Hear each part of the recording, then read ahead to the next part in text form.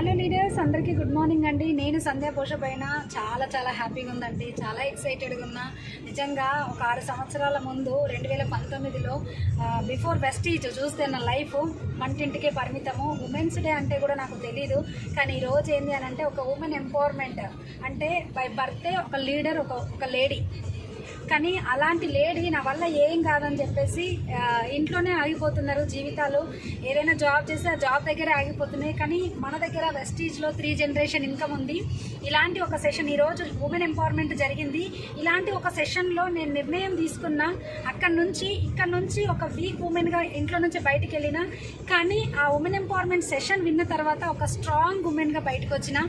ఈరోజు ఆ స్ట్రాంగ్ ఉమెనే మీ ముందు ఒక కార్ డ్రైవ్ చేసుకుంటూ, అది కూడా వీడియో తీసుకుంటూ మాట్లాడుతున్నారు. అంటే ఆలోచించండి ఎంత స్ట్రాంగ్ అయినా అనేది.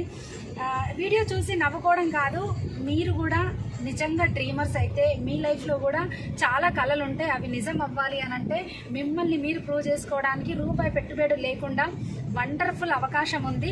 అదేందో కాదు, వెస్టీజ్. ఖచ్చితంగా ప్లాన్ చేయండి. ఇతరులు చెప్పే చెప్పుడు మాటలు వినకండి. డ్రీమ్ మీకుంటే మీరే పని చేయండి. ఏదైనా డ్రీమ్ వేరే వాళ్ళ కోసం పని చేస్తే మనం ముందుకు వెళ్ళలేము. కాబట్టి ఖచ్చితంగా ప్లాన్ చేయండి. వేరే వాళ్ళ మాటలు వినకండి. మేమున్నాం హెల్ప్ చేయడానికి.